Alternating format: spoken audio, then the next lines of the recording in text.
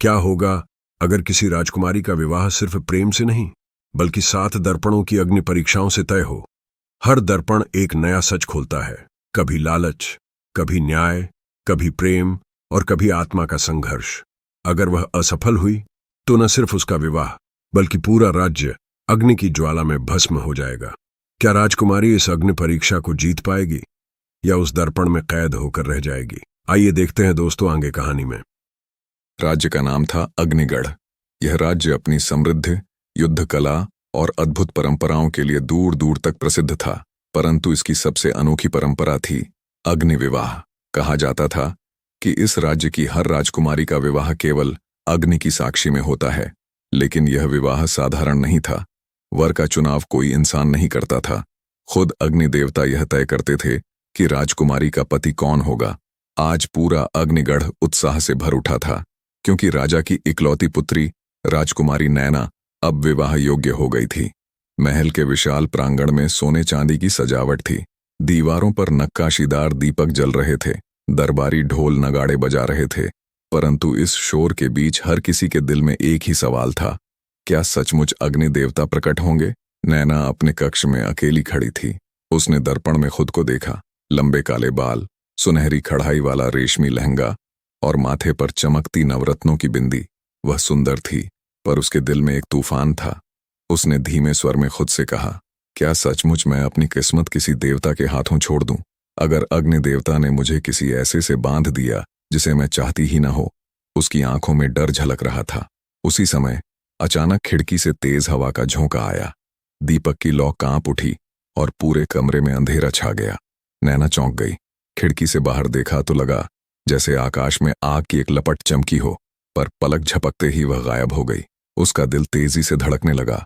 क्या यह संकेत था कि अग्नि देवता वास्तव में आ चुके हैं, या फिर यह किसी अशुभ घटना का आगाज था? महल के आंगन में एक विशाल अग्निकुंड सजाया गया था। सोने और चांदी से बनी चौकियां चारों ओर रखी थीं।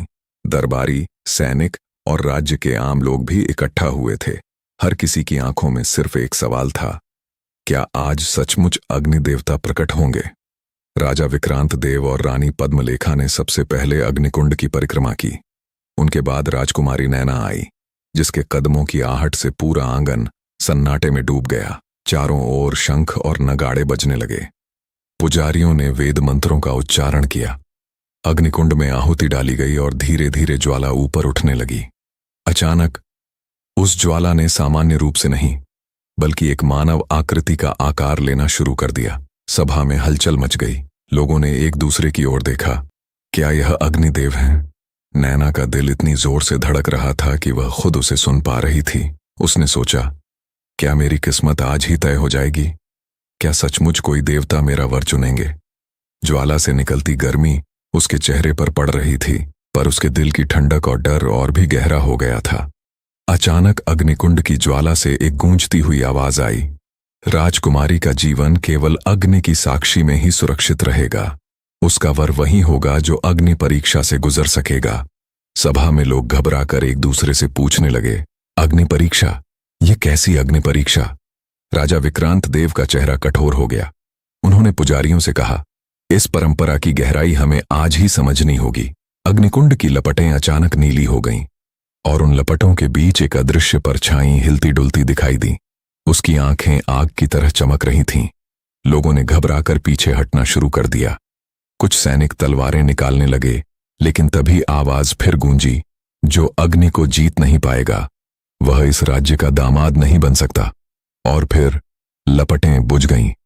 पूरा आंगन अंधकार में डूब गया। सुबह होते ही राजमहल के प्रांगण में एक बड़ी सभा बुलाई गई। राजा विक्रांत देव अपने सिंहासन पर बैठे थे। उनके पास रानी पद्मलेखा और सामने राजकुमारी नैना खड़ी थी। सभी दरबारी और राज्य के लोग सांस रोके इंतजार कर रहे थे। महामंत्री ने खड़े होकर कहा, कल रात अग्निदेव ने स्वयं आदेश दिया है। राजकुमारी का विवाह केवल उस वीर से होगा जो अग्नि परीक्षा में विजयी होगा। सभा में फुसफुसाहट फैल गई। कैसी परीक्षा होगी यह? क्या कोई इंसान अग्नि की परीक्षा झेल सकता है? तभी मुख्य पुजारी ने आगे बढ़कर कहा, अग्नि परीक्षा में 3 चरण होंगे। पहला, अग्नि से गुजरना। दूसरा, सत्य की कसौटी पर खरा उतरना। और तीसरा, त्याग की अग्नि में अपनी निष्ठा सिद्ध करना। नैना यह सुनकर घबरा गई। उसने मन ही मन सोचा, अगर कोई इस परीक्षा में असफल हुआ तो क्या उसकी जान भी चली जाएगी? और अगर सफल हुआ तो क्या मैं सचमुच उसी को अपना वर मान पाऊंगी? उसके चेहरे पर चिंता साफ दिखाई दे रही थी, लेकिन उसने अपने भाव छिपा लिए। तभी सभा में एक गहरी आवाज गूंजी, मैं अग्नि परीक्षा देने को तैयार हूं। सबकी नजरें मुड़ी। सामने खड़ा था राजकुमार विक्रांत वीर, पड़ोसी राज्य सिंधुपुर का शहजादा। लंबा कद, चौड़े कंधे, तलवार जैसी आंखें। उसने गर्व से कहा, मेरे राज्य ने सदियों से अग्नि की पूजा की है, कोई और नहीं, सिर्फ मैं इस परीक्षा के योग्य हूं। पर तभी दरवाजे से एक और स्वर गूंजा, नहीं, राजकुमारी का वर मैं बनूंगा। सभा चौंक उठी, क्योंकि यह आवाज किसी राजकुमार की नहीं थी, बल्कि वह राजमहल के एक साधारण सैनिक की थी। नाम था अभय। उसकी आंखों में अटूट साहस था। उसने आगे बढ़कर कहा, प्यार का हक़ राजाओं और राजकुमारों तक सीमित नहीं। अगर अग्नि साक्षी है तो मुझे भी यह अधिकार है। सभा में हंगामा मच गया। एक सैनिक, वह राजकुमारी से विवाह करेगा? राजा विक्रांत देव के चेहरे पर गुस्सा और हैरानी दोनों झलक रही थी। महल के प्रांगण में एक विशाल मैदान तैयार किया गया। बीच में बना था अग्निपथ, लाल लाल अंगारों से सजा एक लंबा मार्ग, जिसे पार करना ही परीक्षा का पहला चरण था। सभा में सन्नाटा छा गया। सभी की आंखें उन दो दावेदारों पर थीं, सिंधुपुर का राजकुमार विक्रांत वीर और साधारण सैनिक अभय। पहले आगे बढ़ा राजकुमार विक्रांत वीर। उसने अपनी तलवार म्यान से निकाली, हवा में लहराई और बोला, देखो, मैं अग्नि को जीत कर दिखाऊंगा। वह आत्मविश्वास से अग्निपथ पर चला। पहले कदम पर ही उसके जूते जल उठे, पर उसने चेहरा कठोर बना लिया। धीरे धीरे अंगारों पर बढ़ता गया। लोगों की सांसें थम गईं, लेकिन अचानक अग्निपथ के बीच पहुंचते ही उसके पैरों में छाले पड़ गए। वह जोर से चीखा और संतुलन खो बैठा। दो सैनिक दौड़कर उसे बाहर ले आए। सभा में खामोशी छा गई। राजकुमार असफल हो चुका था। अब सबकी नजरें अभय पर थीं। साधारण सैनिक, साधारण वस्त्र, पर आंखों में आग और दिल में हिम्मत। उसने जूते उतार दिए और नंगे पांव अंगारों पर कदम रखा। राजकुमारी नैना का दिल जोर से धड़कने लगा। क्या यह सचमुच पार कर पाएगा? अभय एक एक कदम आगे बढ़ता गया। पैर जल रहे थे, लेकिन उसकी आंखों में डर नहीं, सिर्फ विश्वास था। वह मन ही मन बोला, अग्नि देवता, अगर मेरा प्रेम सच्चा है तो मुझे इस मार्ग से पार कराना। लोगों ने देखा, अभय के पैरों के नीचे की लपटें उसे छू भी नहीं रही थीं, मानो अग्नि खुद उसे रास्ता दे रही हो। पल भर में वह अग्निपथ पार कर गया। सभा गूंज उठी, जय अग्निदेव, जय अभय। राजकुमारी की आंखों में हैरानी और उम्मीद दोनों थीं। लेकिन तभी अग्निपथ की राख अचानक हवा में उड़ने लगी। वह राख घूमकर अभय के सिर पर आकर ठहर गई और एक रहस्यमयी चिन्ह बन गया, त्रिशिख ज्वाला का। मुख्य पुजारी कांपते हुए बोले, यह संकेत है कि अग्निदेव ने स्वयं इस युवक को चुना है। सभा में हलचल मच गई। कुछ खुश थे, कुछ हैरान और कुछ गुस्से से तमतमा रहे थे। खासकर राजकुमार विक्रांत वीर। उसकी आंखों में अब केवल बदला था। रात गहरी हो चुकी थी। राजमहल के गलियारे सुनसान थे, बस कहीं कहीं मशालों की लौ कांप रही थी। राजकुमारी नैना अपने कक्ष से चुपचाप निकल पड़ी। उसके मन में अजीब सा डर और जिज्ञासा भरा हुआ था। दिन भर अग्नि विवाह की बातें होती रही थीं, पर नैना के भीतर एक ही सवाल घूम रहा था, क्या सचमुच अग्निदेव स्वयं आकर वर का चुनाव करेंगे? उसने हल्के सुनहरे रंग का शाही दुपट्टा ओढ़ा हुआ था, बाल खुले थे और उसके कदम बेहद धीमे थे, ताकि पहरेदारों को भनक न लगे। वह जानती थी कि महल के पश्चिमी कोने में एक प्राचीन सभागृह है, जहां सामान्य दिनों में कोई नहीं जाता, किंतु आज उसकी अंतरात्मा उसे वहीं खींच रही थी। जैसे ही वह सभागृह पहुंची, दरवाजे के पास ठंडी हवा का झोंका आया। भीतर अंधेरा था। उसने धीमे से मशाल उठाई और अंदर प्रवेश किया। दीवारों पर पुराने चित्र बने हुए थे, कुछ युद्ध के, कुछ यज्ञ के, और बीच में अग्नि की विशाल आकृति। अचानक उसे लगा कि किसी ने फुसफुसाकर उसका नाम लिया, नैना। वह कांप उठी। मशाल ऊंची करके उसने इधर उधर देखा, पर वहां कोई नहीं था। तभी उसकी नजर एक टूटी हुई दीवार पर पड़ी। दीवार के बीच एक छोटा सा द्वार था, जिस पर लोहे का भारी ताला जड़ा हुआ था। पर सबसे अजीब बात यह थी, ताले पर ताजा सिंदूर और राख की परत थी, मानो अभी किसी ने अग्नि पूजन किया हो। नैना आगे बढ़ी। उसने हाथ लगाया तो ताला अपने आप खुल गया। अंदर एक संकरी सीढ़ी नीचे जा रही थी। दिल की धड़कन तेज हो गई। वह साहस जुटाकर नीचे उतरी। वहां भूमिगत एक गुप्त कक्ष था, जिसमें 7 दर्पण रखे थे। हर दर्पण में आग जैसी लाल रोशनी चमक रही थी। नैना ने देखा, पहला दर्पण उसके बचपन का दृश्य दिखा रहा था, दूसरा उसके राज्याभिषेक का, तीसरे में उसका विवाह मंडप, और फिर चौथे दर्पण में एक अजनबी पुरुष की छवि दिखाई दी, लंबा राजसी वस्त्रों में, पर चेहरा धुंधला। उसकी आंखें अग्नि जैसी चमक रही थीं। नैना की सांस थम गई। तभी वह पुरुष बोला, राजकुमारी, तुम्हारा वर मैं ही हूं। लेकिन मुझे पाने के लिए तुम्हें इन दर्पणों की परीक्षा देनी होगी। हर परीक्षा तुम्हें सत्य और असत्य के बीच की लड़ाई दिखाएगी। अगर तुम हार गईं तो न केवल तुम्हारा विवाह बल्कि पूरा राज्य अग्नि की ज्वाला में भस्म हो जाएगा। इतना कहकर वह छवि गायब हो गई। केवल दर्पणों में आग जलने लगी और कमरे में धुआं फैल गया। नैना डर और साहस के बीच खड़ी थी। वह समझ चुकी थी कि ये दर्पण किसी साधारण वस्तु का हिस्सा नहीं बल्कि राज्य के भविष्य का राज छिपाए हुए हैं। लेकिन कौन है यह पुरुष? क्या सचमुच अग्निदेव ने उसे चुना है या कोई और अपने षड्यंत्र को अग्नि के नाम पर छुपा रहा है? उसके मन में सवालों का तूफान था और इस तूफान की पहली लहर उसे सीधे उस षड्यंत्र की ओर ले जा रही थी जिसकी गूंज जल्द ही पूरे राज्य को हिला देगी। भूमिगत कक्ष में 7 दर्पण अग्नि की लपटों जैसी लाल आभा बिखेर रहे थे। राजकुमारी नैना ने हिम्मत बांधी और सबसे पहले दर्पण के सामने खड़ी हो गई। जैसे ही उसने उसमें देखा, पूरा कक्ष बदल गया। अब वह अपने महल के प्रांगण में खड़ी थी। चारों ओर उसके प्रजाजन, सैनिक और दरबारी खड़े थे। सबकी आंखों में घृणा और उपहास झलक रहा था। दरबार से आवाज आई, नैना, तुम हमारी राजकुमारी नहीं बल्कि हमारे विनाश का कारण हो। वह कांप उठी। उसने चारों ओर देखा पर सबके चेहरे अजनबी और ठंडे हो चुके थे। तभी सामने उसके पिता खड़े हुए। उनकी आंखों में भी वही नफरत थी। उन्होंने तलवार उठाकर कहा, तुम मेरी बेटी नहीं, मेरे राज्य पर लगा अभिशाप हो। नैना की आंखों से आंसू निकल पड़े। वह चिल्लाई, नहीं, यह सच नहीं है। अचानक उसके सामने वही अग्निमय पुरुष प्रकट हुआ। उसकी आवाज गूंज उठी, अगर तुम सत्य और भ्रम में फर्क नहीं कर पाई तो यही तुम्हारा अंत है। याद रखो, दर्पण तुम्हारे दिल के डर को सामने लाता है। नैना ने गहरी सांस ली। उसने आंखें बंद की और कहा, यह सब भ्रम है। मेरे पिता मुझसे प्रेम करते हैं, मेरा राज्य मुझ पर विश्वास करता है। यह सिर्फ मेरे डर का खेल है, सच नहीं। जैसे ही उसने यह स्वीकार किया, पूरा दृश्य अचानक टूटकर बिखर गया। दरबार, प्रजाजन, यहाँ तक कि अग्निमय पुरुष सब राख में बदल गए। दर्पण के भीतर अब एक स्वच्छ ज्वाला जल रही थी जो शांति दे रही थी। उसने पहली परीक्षा पार कर ली थी, लेकिन उसके शरीर से पसीना टपक रहा था। दिल धड़क रहा था जैसे युद्ध जीत कर लौटी हो। अब उसके सामने दूसरा दर्पण चमकने लगा। पहली परीक्षा जीतने के बाद भी नैना का शरीर थकान से कांप रहा था, लेकिन दूसरा दर्पण जलने लगा। उसमें आग की लपटें ऐसी थीं मानो किसी ने क्रोध से उसमें हवा फूंकी हो।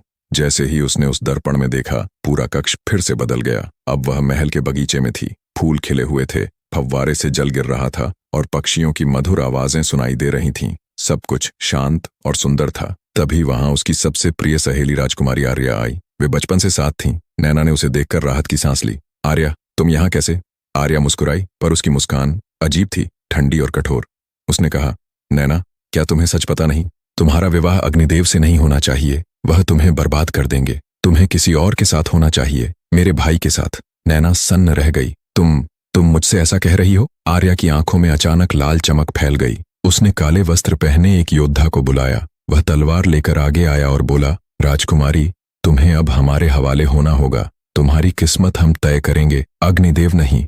नैना पीछे हट गई। उसके दिल में कांटे की तरह चुभ रहा था। क्या सचमुच उसकी सबसे प्रिय सहेली ने ही उसे धोखा दिया है? तभी फिर वही अग्निमय पुरुष की आवाज गूंजी, दूसरा दर्पण तुम्हें दिखाता है कि विश्वासघात कैसा लगता है, पर याद रखो, यह हमेशा वास्तविक नहीं होता। तुम्हें पहचानना होगा कि कौन सच्चा है और कौन छलावा। नैना ने कांपते हुए आर्या की ओर देखा। आंसू उसकी आंखों से बहने लगे। नहीं, मेरी सहेली ऐसी नहीं हो सकती। यह केवल दर्पण का भ्रम है। मेरी आत्मा कहती है कि वह अब भी मेरी सच्ची मित्र है। जैसे ही उसने यह कहा, आर्या और योद्धा दोनों धुएं में बदल गए। बगीचे के फूल मुरझाकर राख हो गए। दर्पण में आग शांत हो गई और उस पर सुनहरी आभा फैल गई। नैना ने दूसरा इम्तिहान भी पार कर लिया था, लेकिन उसकी सांसें भारी थीं। अब उसे समझ में आने लगा था कि ये दर्पण उसके मन के सबसे गहरे डर और शक को जीवित कर रहे हैं। अब उसके सामने तीसरा दर्पण चमक रहा था। उसमें लपटें नहीं बल्कि नीली ठंडी रोशनी उठ रही थी। तीसरे दर्पण में नीली ठंडी आभा फैल गई।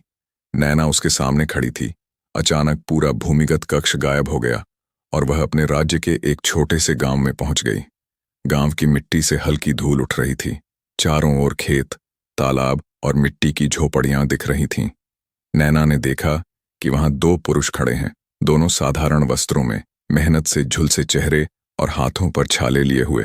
पहला पुरुष रामदास खेतिहर किसान था। वह सूरज की तपती धूप में हल चलाता, बीज बोता और अपने पसीने से जमीन को सींचता था। उसके पैरों में मिट्टी और कपड़ों में धूल थी। उसकी आंखों में थकान थी, पर साथ ही ईमानदारी और संतोष की चमक भी। दूसरा पुरुष हरिदेव सब्जी बेचने वाला व्यापारी था। वह सुबह सुबह सब्जियां खरीदकर शहर ले जाता और बाजार में बेचता। उसके कपड़े साफ सुथरे थे, बोली मीठी थी और दिमाग तेज। उसकी गाड़ी सब्जियों से भरी रहती और वह आवाज लगाकर लोगों को अपनी ओर आकर्षित करता। तभी आकाश से वही अग्निमय पुरुष की गूंज उठी, नैना, तुम्हारी तीसरी परीक्षा यही है। तुम्हें तय करना होगा, इन दोनों में से सबसे अधिक मेहनती और ईमानदार कौन है। तुम्हारे निर्णय से ही दर्पण की अग्नि शांत होगी। नैना दोनों को देखने लगी। रामदास किसान बोला, राजकुमारी, मैं सुबह से शाम तक खेत में काम करता हूँ, धरती माँ को जोतता हूँ, बीज बोता हूँ, बारिश का इंतजार करता हूँ। मेरी मेहनत से अनाज उगता है, पर मेरा हिस्सा बस उतना है जितना मेरे परिवार को जिंदा रख सके। मैं मिट्टी में पसीना बहाता हूँ, यही मेरी सच्चाई है।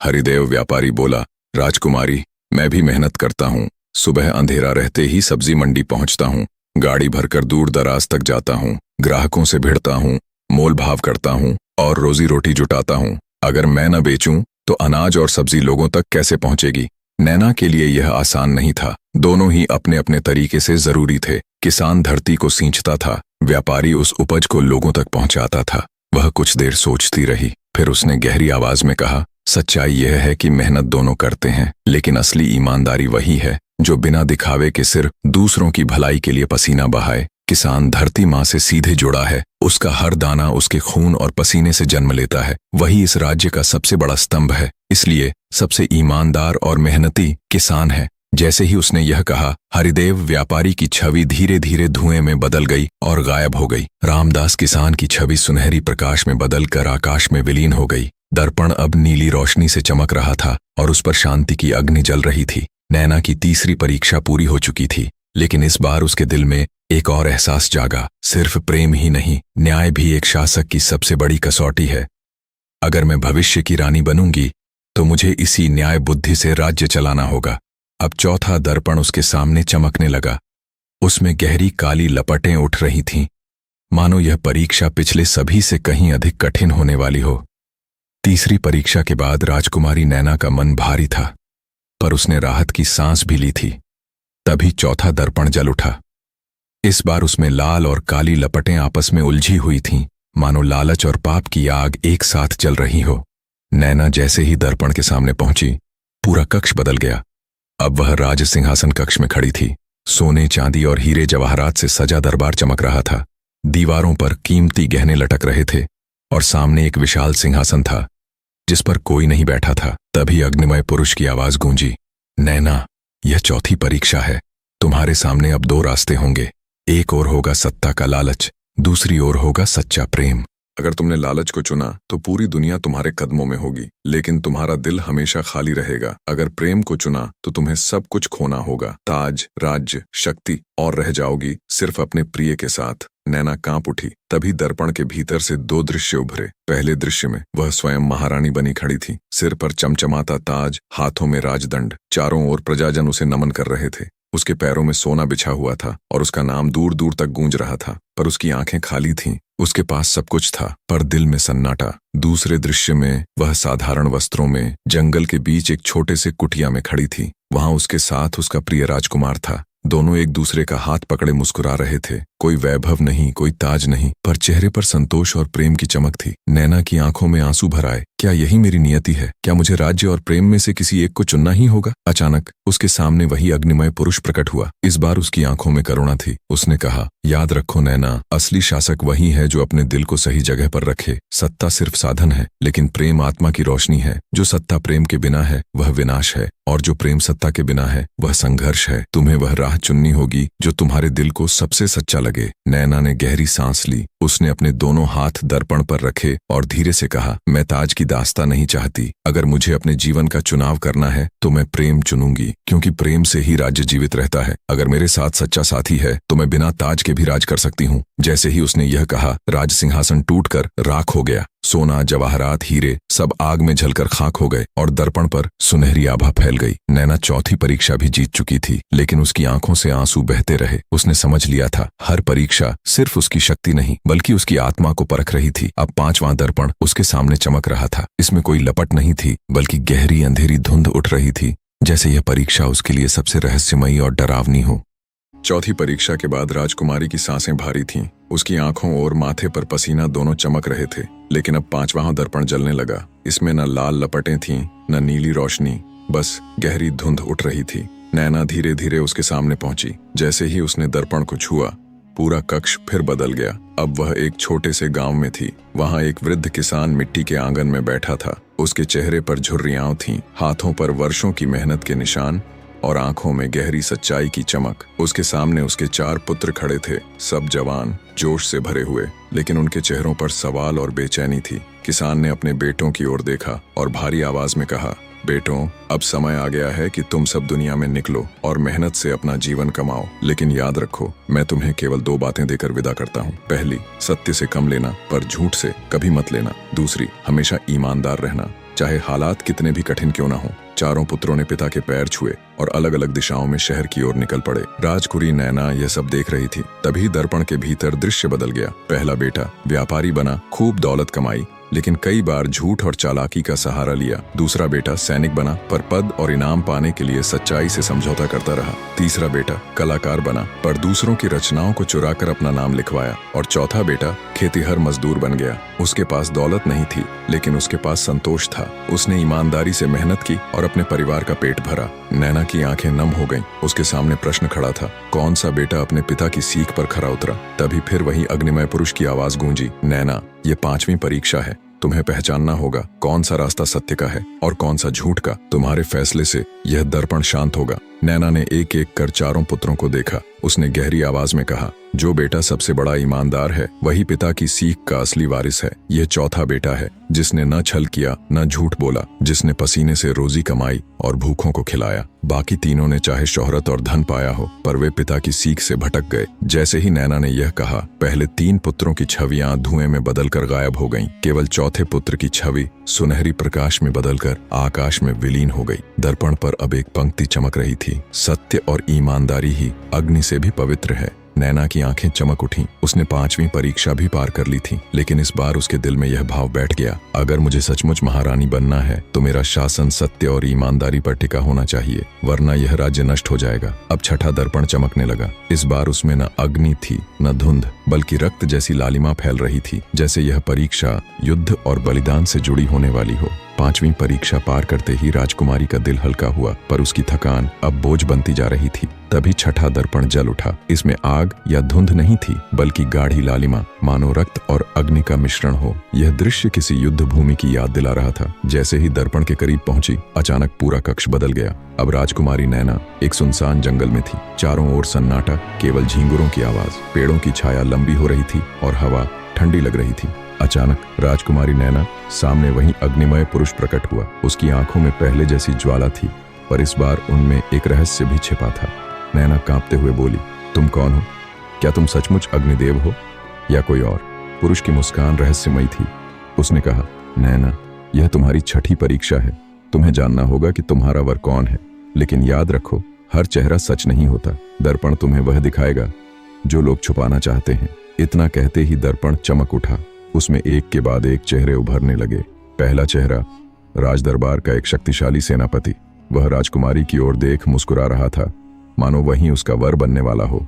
दूसरा चेहरा पड़ोसी राज्य का राजकुमार, सुंदर, आकर्षक, लेकिन उसकी आंखों में कपट की चमक।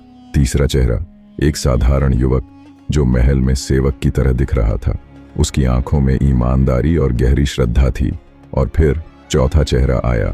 यह वही अग्निमय पुरुष था जो अब तक हर परीक्षा में राजकुमारी का मार्गदर्शन करता रहा था।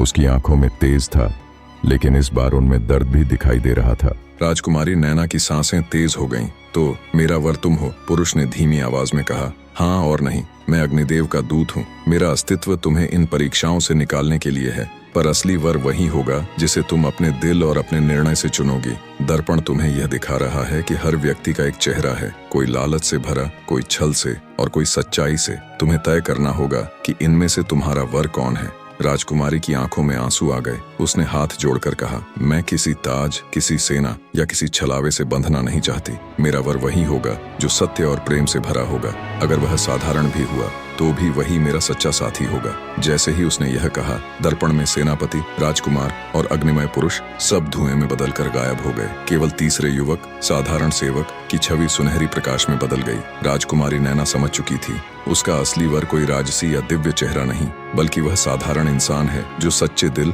और ईमानदारी से उससे प्रेम करता है। दर्पण पर यह वाक्य चमक उठा, सच्चा वर वही है जो छलावा नहीं बल्कि आत्मा का दर्पण है। नैना की छठी परीक्षा पूरी हो चुकी थी, लेकिन उसका दिल अब और भी बेचैन था, क्योंकि अब सबसे भयंकर परीक्षा के सामने थी। सातवें दर्पण के सामने कोई रोशनी नहीं थी, न आग, न धुंध, न रंग, केवल गहरा काला अंधकार। ऐसा लगा मानो वहां कुछ है ही नहीं। नैना ने कांपती आवाज में कहा, क्या यही अंतिम दर्पण है? तभी वही अग्निमय पुरुष फिर प्रकट हुआ, लेकिन इस बार उसके चेहरे पर न ज्वाला थी न मुस्कान, उसकी आंखें गंभीर थीं। उसने कहा, राजकुमारी, यह है भाग्य का दर्पण। यह तुझे तेरा भविष्य दिखाएगा, पर याद रखो, यहाँ भाग्य केवल दिखाई नहीं देता, इसे तुम स्वयं गढ़ती हो। आज तुम्हें वह चुनाव करना होगा जो तुम्हारे जीवन, तुम्हारे राज्य और तुम्हारे प्रेम तीनों की दिशा तय करेगा। इतना कहते ही दर्पण में धीरे धीरे दृश्य उभरने लगे। पहला दृश्य, राजकुमारी देखती है, वह सिंहासन पर बैठी है, उसके सिर पर मुकुट है, चारों ओर प्रजा खड़ी है, सब उसका जयकार कर रहे हैं, लेकिन उसके चेहरे पर मुस्कान नहीं, केवल अकेलापन है। आवाज आती है, यदि तू राज्य चुनेगी तो सब तेरा होगा, पर तू खुद अकेली रह जाएगी। दूसरा दृश्य, वह देखती है, वह अपने सच्चे प्रेमी के साथ साधारण झोपड़ी में बैठी है, दोनों मिट्टी के दीपक की रोशनी में हंस रहे हैं। वहां न सोना है न सिंहासन, पर उसके दिल में संतोष और प्रेम है। आवाज आती है, यदि तू प्रेम चुनेगी तो तेरे पास सब होगा जो दिल चाहता है, पर राज्य हाथ से चला जाएगा। तीसरा दृश्य, अब दर्पण में युद्ध का दृश्य उभरता है, चारों ओर रक्तपात है, पड़ोसी राज्य हमला कर चुका है। राजकुमारी देखती है कि उसका राज्य नष्ट हो रहा है। आवाज आती है, यदि तू गलत चुनाव करेगी तो राज्य भी खोएगी और प्रेम भी। राजकुमारी की आंखों से आंसू बह निकले। उसने दोनों हाथ जोड़ लिए और दर्पण से बोली, भाग्य चाहे कुछ भी कहे, पर मैं ऐसा रास्ता चुनूंगी जहां राज्य भी बचे और प्रेम भी। मैं अपने सच्चे साथी के साथ मिलकर इस राज्य की रक्षा करूंगी, क्योंकि मैं केवल राजकुमारी नहीं, एक उत्तरदायी नारी हूं। मेरे लिए प्रेम और कर्तव्य दोनों एक ही हैं। जैसे ही उसके होठों से यह वचन निकला, दर्पण की काली परत टूटकर चकनाचूर हो गई। उसके पीछे से सुनहरी रोशनी फूट पड़ी, जिसने पूरा कक्ष आलोकित कर दिया। अग्निमय पुरुष मुस्कुराया और बोला, नैना, तूने अंतिम परीक्षा पार कर ली है। तूने सिद्ध कर दिया कि राजसत्ता और प्रेम में से किसी एक को चुनना ही भाग्य नहीं, बल्कि सच्चा भाग्य वही है जो साहस और बुद्धि से खुद गढ़ा जाता है। अब तेरा वर और तेरा राज्य दोनों तेरे हैं। इतना कहते ही अग्निमय पुरुष अग्नि में विलीन हो गया और नैना के सामने केवल वही साधारण युवक खड़ा रह गया, जिसकी आंखों में ईमानदारी और सच्चा प्रेम था। नैना मुस्कुराई, उसने उसका हाथ थामा और कहा, अब हम मिलकर इस राज्य को प्रेम और सत्य से चलाएंगे। और उस क्षण महल की दीवारें गूंज उठीं, जय राजकुमारी, जय सत्य, जय प्रेम। रात्रि का समय था, महल के सभी दीप बुझ चुके थे, बस राजकुमारी के कक्ष में एक सुनहरी दीप शिखा जल रही थी। वह अपने रेशमी पलंग पर बैठी थी, पर नींद उसकी आंखों से कोसों दूर थी। उसकी उंगलियां कांप रही थीं और मन में एक ही विचार बार बार उठ रहा था, पिताजी कभी अभय को स्वीकार नहीं करेंगे। उनकी दृष्टि में राजकुमार वही है जो राजवंश का हो, जिसके सिर पर ताज का अधिकार हो, पर अभय तो साधारण सेनापति का पुत्र है, भला उन्हें वह कैसे स्वीकार होगा। राजकुमारी पका दिल मान चुका था कि अभय ही उसका सच्चा वर है, लेकिन राजकीय परंपराएं और पिता का कठोर स्वभाव उसके रास्ते में खड़े थे। वह सोच रही थी, अग्निदेव ने कहा था कि अंतिम परीक्षा भाग्य का चुनाव है, पर क्या असली परीक्षा तो अभी शुरू होने वाली है। दरबार, प्रजा और पिता, क्या वे मेरे चुनाव को स्वीकार करेंगे? उसी समय कक्ष के बाहर कदमों की आहट हुई। दरवाजे के पास खड़ा प्रहरी बोला, राजकुमारी, महाराज ने संदेश भेजा है, कल सुबह अभय की अगली परीक्षा होगी और इस बार वह अकेला नहीं होगा, उसके साथ अन्य राजकुमार और सैनिक भी भाग लेंगे। राजकुमारी के होंठ सूख गए। उसने तुरंत पूछा, किस प्रकार की परीक्षा? प्रहरी ने सिर झुका लिया। मुझे इतना ही बताया गया है कि यह परीक्षा वीरता और निष्ठा की होगी। महाराज स्वयं दरबार में इसकी अध्यक्षता करेंगे। इतना कहकर प्रहरी चला गया। राजकुमारी का मन अब उसकी बेचैनी और बढ़ चुकी थी। उसने खिड़की से बाहर देखा। अंधेरी रात में केवल चंद्रमा चमक रहा था। राजकुमारी ने धीमे स्वर में कहा, अभय, कल की परीक्षा तुम्हारे लिए ही नहीं, मेरे लिए भी अग्नि परीक्षा होगी। यदि तुम जीते तो मैं जीतूंगी, यदि तुम हारे तो मेरा सारा जीवन हार जाएगा। सुबह का समय था। महल के प्रांगण में विशाल राजसभा सज चुकी थी। सुनहरी स्तंभों पर रेशमी पर्दे लटक रहे थे, चांदी की दीपमालाएं जल रही थीं और चारों ओर से ढोल नगाड़ों की गूंज सुनाई दे रही थी। राजकुमारी ऊंचे मचान पर खड़ी होकर सभा देख रही थी। उसका हृदय धड़क रहा था, क्योंकि आज अभय को ऐसी अग्नि परीक्षा देनी थी जहां एक छोटी सी चूक भी उसकी जान और मान दोनों ले सकती थी। महाराज ने सिंहासन से गंभीर स्वर में घोषणा की, आज की परीक्षा वीरता और निष्ठा की होगी। सिर्फ तलवार चलाना ही नहीं, बल्कि यह सिद्ध करना होगा कि कौन सच्चे अर्थों में राज्य और न्याय के प्रति समर्पित है।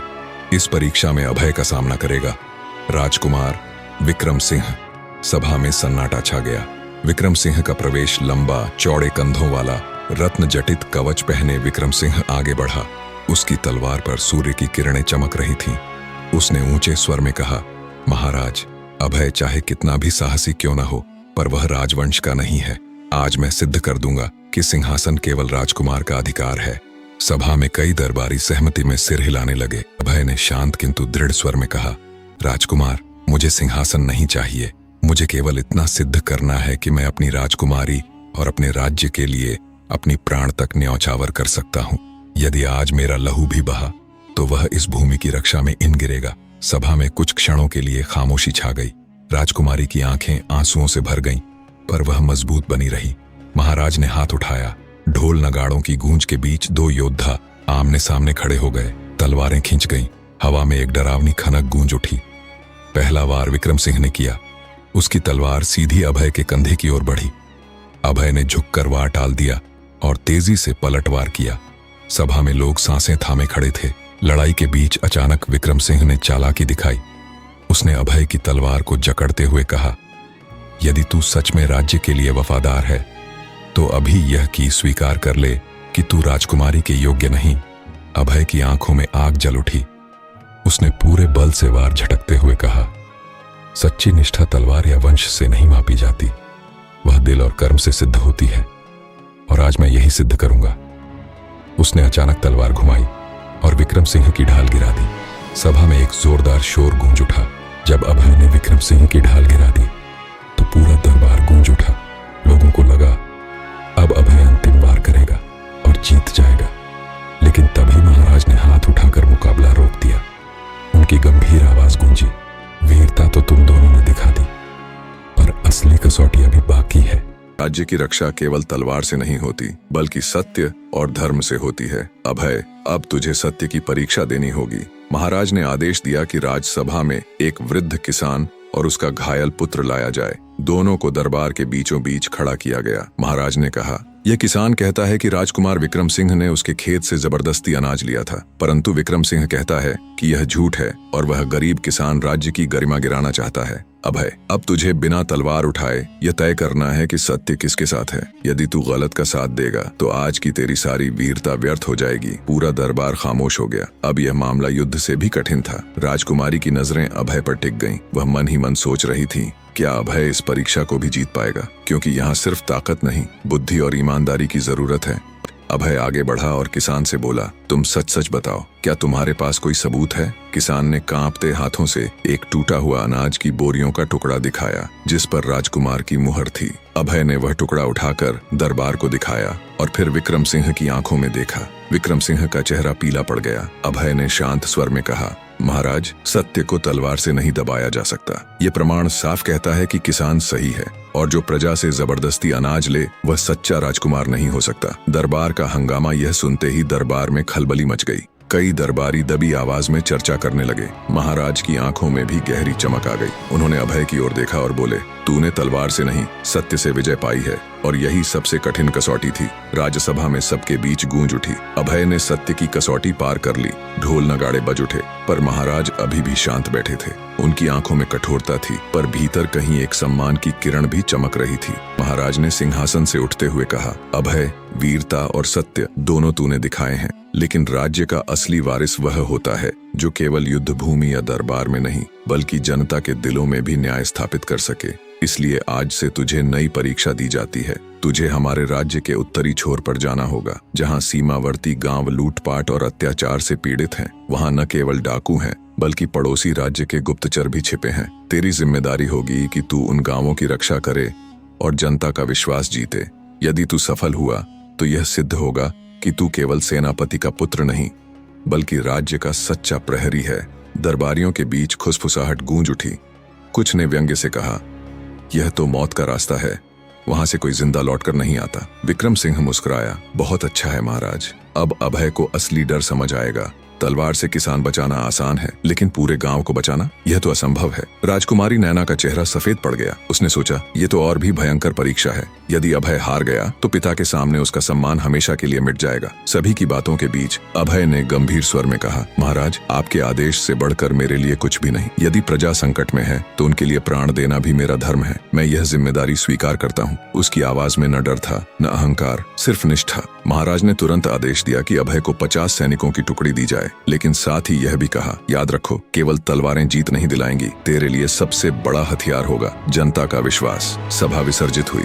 अभय को उसी रात प्रस्थान करना था। उस रात अन्विता अभय से गुप्त रूप से मिलने आई। उसकी आंखें भरी हुई थीं। अभय, ये कार्य असंभव है। वहाँ डाकू ही नहीं, पड़ोसी राज्य के लोग भी दुश्मनी रखते हैं। अगर तुम्हें कुछ हो गया तो? अभय ने मुस्कुराकर कहा, राजकुमारी, अगर मैं डर कर पीछे हटूं तो कैसे साबित करूंगा कि मैं आपके योग्य हूँ? मुझे विश्वास है, जब तक सत्य और प्रेम मेरे साथ हैं, तब तक कोई भी शक्ति मुझे हरा नहीं सकती। राजकुमारी ने उसके हाथ थाम लिए। उसका दिल कांप रहा था, लेकिन आंखों में गर्व भी था। भोर का समय था। अभय अपनी 50 सैनिकों की टुकड़ी के साथ उत्तर दिशा की ओर निकल पड़ा। घोड़े तेजी से दौड़ रहे थे, लेकिन वातावरण भारी था। सभी जानते थे, सीमा गांव वही जगह है जहां से लौटकर शायद ही कोई कभी आया हो।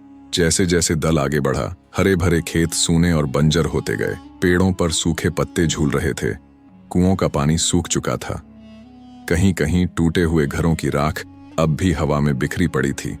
सैनिकों ने धीमी आवाज में कहा, महाराज ने सही कहा था, यहाँ तो जीवन का नामो निशान ही मिट चुका है। अभय का दिल और भारी हो गया। उसे लगा, यह सिर्फ युद्ध या डाकुओं का हमला नहीं था, बल्कि यहाँ भय का साया पूरे गांव में बस चुका है। जब वे गांव पहुंचे तो वहां का दृश्य दिल दहला देने वाला था। टूटी फूटी झोपड़ियां, अधजली छतें और गलियों में फैली खामोशी। जहां कभी बच्चों की किलकारियां गूंजती होंगी, वहां अब सन्नाटा था। कुछ औरतें चुपचाप अपने दरवाजे से झांक रही थीं। बुजुर्ग किसान दूर से खड़े होकर अभय और उसकी सेना को देख रहे थे, पर उनके चेहरे पर डर और अविश्वास था। एक बूढ़ा आदमी आगे बढ़ा और कड़क स्वर में बोला, हम तुम्हारे जैसे कई सैनिक देख चुके हैं। सब कहते हैं रक्षा करेंगे, पर हमले के समय भाग जाते हैं। तुम्हें क्या भरोसा करें? दूसरी ओर एक औरत चिल्लाई, तुम लोग महल के लिए लड़ते हो, हमारे लिए नहीं। हमारे बच्चे भूख से मर गए और दरबार ने कोई परवाह नहीं की। अब मत कहो कि तुम हमारे रक्षक हो। गांव के लोग चारों ओर से अभय और उसके सैनिकों को घेरने लगे। उनकी आंखों में गुस्सा और पीड़ा थी। अभय ने तलवार की मूठ पर हाथ रखा, लेकिन तुरंत पीछे हटा। उसने गहरी सांस लेकर कहा, मैं यहाँ तुम्हें डराने नहीं आया हूँ, मैं यहाँ तुम्हारे लिए आया हूँ। अगर मुझे अपने प्राण भी देने पड़े तो दूंगा, पर तुम्हारा विश्वास जीते बिना इस भूमि से नहीं जाऊंगा। लोगों के चेहरे पर कुछ देर के लिए खामोशी छा गई, लेकिन अविश्वास अब भी बाकी था। अभी बात खत्म ही हुई थी कि गांव के बाहर से अचानक घोड़े दौड़ते हुए आए। धूल का गुब्बार उठा और डाकुओं का झुंड प्रकट हुआ। उनके नेता ने गरजते हुए कहा, तो ये है दरबार का नया रक्षक। चलो भाइयों, इसे भी दिखा दो कि सीमा गांव पर किसी का हक नहीं, सिर्फ हमारा है। सैनिकों ने तलवारें खींच लीं। गांव वाले दहशत में भागने लगे और अभय ने महसूस किया, यह सिर्फ युद्ध नहीं, बल्कि उसकी असली परीक्षा की शुरुआत है। गांव का चौक, धूल का गुब्बार पूरे आकाश में छा गया था। डाकुओं के घोड़े चीखते हुए गांव में घुस आए। उनके हाथों में चमकती तलवारें और चेहरे पर खौफनाक हंसी थी। गांव वाले इधर उधर भाग रहे थे। औरतें अपने बच्चों को बाहों में दबोचकर झोपड़ियों में छिपा रही थीं। बुजुर्ग कांपते हुए दरवाजों की ओट में दुबक गए। डाकू सरदार ने जोर से चिल्लाया, गांव की औरतें और अनाज हमारे हवाले कर दो, वरना आज पूरा गांव जला देंगे। सैनिकों ने अपनी ढालें संभाली। अभय ने तलवार म्यान से खींची और अपने सैनिकों को आदेश दिया, याद रखो, यह सिर्फ युद्ध नहीं, यह इन मासूमों की रक्षा की घड़ी है। जो तलवार उठाए उसे रोको, पर किसी निर्दोष को चोट न पहुंचनी चाहिए। पहला डाकू गरजते हुए अभय पर झपटा। अभय ने तेजी से ढाल उठाई, वार को रोका और बिजली की तरह पलटवार किया। तलवार की नोक डाकू की भुजा छूकर निकल गई और वह घोड़े से नीचे गिर पड़ा। बाकी सैनिक भी भिड़ गए। लोहे की तलवारें आपस में टकराईं, चिंगारियां छिटकीं। घोड़ों की टापों और लोगों की चीखों से पूरा गांव गूंज उठा। गांव वाले छिपकर यह सब देख रहे थे। उनके दिल में अब भी सवाल था, क्या यह सैनिक भी हमारी तरह भाग जाएंगे या सचमुच हमारे लिए लड़ेंगे? अचानक एक डाकू ने झोपड़ी में घुसे बच्चे को पकड़ लिया और तलवार उसकी गर्दन पर रख दी। औरतों की चीख गूंज उठी। अभय ने बिना पल गंवाए तलवार घुमाई और सीधा दौड़ पड़ा। उसके घोड़े की टापें धरती हिला रही थीं। एक ही झटके में उसने बच्चे को खींचकर अपनी बाहों में लिया और तलवार से डाकू को परास्त कर दिया। बच्चा कांपते हुए उससे चिपक गया और गांव वाले अवाक रह गए। उनकी आंखों में पहली बार विश्वास की चमक झलक उठी। अब डाकुओं का गुस्सा और बढ़ गया। उनका सरदार दहाड़ा, मारो, किसी को जिंदा मत छोड़ो। लेकिन इस बार गांव वाले भी चुप नहीं रहे। एक बुजुर्ग ने पत्थर उठाकर फेंका और कुछ नौजवानों ने डाकुओं के घोड़ों पर डंडे बरसाने शुरू कर दिए। अभय ने देखा, लोग अब डर से नहीं, उम्मीद से लड़ रहे थे। युद्ध की आंधी पूरे गांव को हिला रही थी। सैनिक और डाकू भिड़े हुए थे। गांव वाले भी पहली बार अपने अधिकार के लिए साथ खड़े हो गए थे। और तभी डाकुओं का सरदार अपनी तलवार सीधी अभय की छाती की ओर लेकर झपटा। गांव वालों ने दहशत से आंखें मूंद लीं। डाकू सरदार का चेहरा क्रोध से लाल था कि उसकी आंखों में खूनी चमक और होंठों पर वहशी हंसी थी। उसने तलवार को घुमाते हुए सीधा अभय की छाती की ओर वार किया। अभय ने पलक झपकते ही ढाल उठाई। ढाढा लोहे की तलवार और ढाल की टक्कर से चिंगारियां निकल पड़ीं। वार की ताकत इतनी भयानक थी कि अभय का घोड़ा पीछे की ओर डगमगाने लगा। गांव वाले हतप्रभ थे। उनकी सांसें अटक गईं। क्या अभय टिक पाएगा? डाकू सरदार ने गुर्राकर कहा, सैनिक, तुम्हारी ताकत तलवार में नहीं, डराने में है। लेकिन मैं मौत की आंखों में झांक चुका हूं। आज तुझे कोई नहीं बचा पाएगा। अभय ने तलवार सीधी उसकी आंखों में टिकाई और शांत स्वर में बोला, ताकत डर में नहीं, सच और हिम्मत में होती है। आज देख, यह गांव तेरा शिकार नहीं बनेगा। दोनों की तलवारें फिर टकराईं। टन्नाक टन्नाक हर वार जमीन को हिला देता। गांव के बच्चे अपनी मां की गोद में सिर छुपाकर कांप रहे थे। डाकू सरदार वार पर वार करता गया, लेकिन हर बार अभय ढाल से उसे रोकता और तुरंत पलटवार कर देता। उसकी आंखों में डर की जगह दृढ़ विश्वास था। अचानक डाकू सरदार ने चाल चली। उसने वार करने का बहाना किया और पल भर में अपनी कमर से खंजर निकालकर अभय की गर्दन पर झपटा। गांव वालों ने डर से चीख उठी, अभय! लेकिन उसी क्षण अभय ने अपनी ढाल को घुमाकर खंजर रोक लिया और अपनी तलवार सीधी सरदार की तलवार पर मार दी। धड़ा आक! सरदार की तलवार उसके हाथ से छूटकर जमीन पर जा गिरी। अब उसके सामने खड़ा था सिर्फ निर्धारित भाग्य। गांव वालों ने देखा, सरदार निहत्था खड़ा था और अभय के पास मौका था कि उसे वहीं खत्म कर दे। लेकिन अभय ने तलवार नीचे कर दी। उसने कहा, तलवार से मौत देना आसान है, पर असली जीत तब है जब दुश्मन भी अपनी गलतियां समझे। गांव वाले दंग रह गए। उनकी आंखों में अब सिर्फ एक ही शब्द था, नायक। गांव वालों ने सरदार को बांध लिया और सैनिकों ने डाकुओं को खदेड़ दिया। गांव में पहली बार शांति का सांस लिया गया। लेकिन महल तक यह खबर पहुंची कि अभय ने दुश्मन को मारने के बजाय छोड़ दिया। महाराज का चेहरा गुस्से से तप उठा।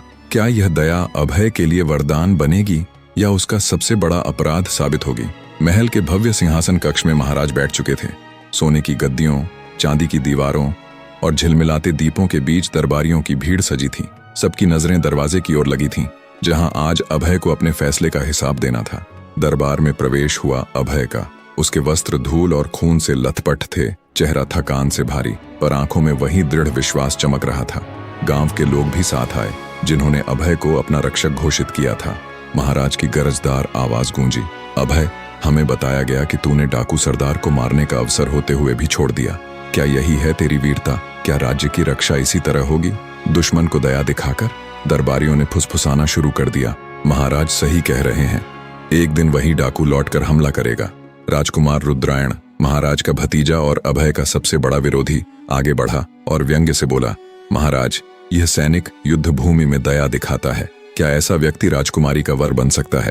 क्या राज्य की गद्दी ऐसे कमजोर हाथों में सुरक्षित रहेगी? अभय ने गहरी सांस ली और शांत स्वर में कहा, महाराज, तलवार से मौत देना कोई बड़ी बात नहीं, लेकिन एक दुश्मन का दिल बदलना, वह जीत है जो राज्य को सदा सुरक्षित करती है। यदि मैंने सरदार को वहीं मार दिया होता तो गांव वाले डर के साए में जीते रहते। लेकिन आज उन्होंने देखा कि न्याय सिर्फ खून बहाना नहीं, बल्कि इंसानियत बचाना भी है।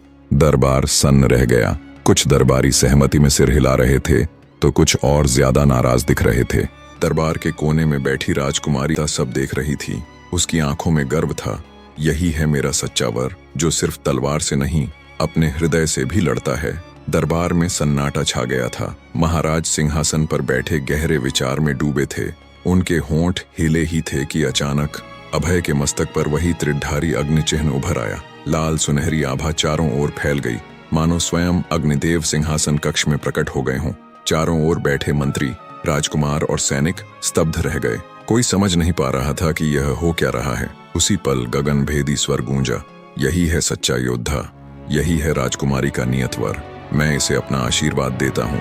अब इसे वह शक्ति प्राप्त होगी जिससे यह भविष्य की घटनाओं का पूर्वाभास देख सकेगा। राज्य की रक्षा केवल इसकी तलवार से नहीं बल्कि इसके सत्य और दूरदृष्टि से होगी। दरबार हिल गया। हर तरफ विस्मय और श्रद्धा की लहर दौड़ गई। मंत्रीगण एक दूसरे को देखने लगे। सैनिकों ने हथियार उठाकर अभय को सलामी दी। गांव से आए लोग भाव विभोर होकर चिल्ला उठे, जय अभय, जय अभय। पूरा राजमहल गूंज उठा। महाराज की आंखों में पहली बार कोमलता दिखाई दी। उन्होंने सिंहासन से उठकर कहा, अब कोई संशय शेष नहीं रहा। अग्निदेव ने स्वयं स्पष्ट कर दिया है, अभय ही राजकुमारी नैना का वर है। अभय, आज से तेरा स्थान केवल एक सैनिक का नहीं बल्कि राज्य के भावी संरक्षक का है। तेरा और राजकुमार का विवाह धूमधाम से संपन्न होगा। राजकुमारी नैना की आंखों से आंसू बह निकले। उसने सिर झुकाकर अभय को देखा। उसकी आत्मा गर्व और प्रेम से भर चुकी थी। अभय का हृदय भी कांप उठा। उसने महसूस किया कि यह केवल प्रेम की जीत नहीं बल्कि सत्य, त्याग और धर्म की जीत थी। दरबार की दीवारें गूंज रही थीं, जय अभय, जय अग्निदेव। तो दोस्तों, यहीं पर यह अद्भुत और रोमांचक कहानी समाप्त होती है। आपको यह कहानी कैसी लगी? क्या राजकुमारी और अभय का प्रेम और अग्निदेव का आशीर्वाद आपके दिल को छू गया? हमें कमेंट में जरूर बताइएगा। अगर आपको यह कहानी पसंद आई हो तो वीडियो को लाइक और शेयर करना मत भूलिएगा और चैनल को सब्सक्राइब जरूर कीजिएगा, क्योंकि आगे भी ऐसी ही दिल को छू लेने वाली कहानियां हम आपके लिए लाते रहेंगे।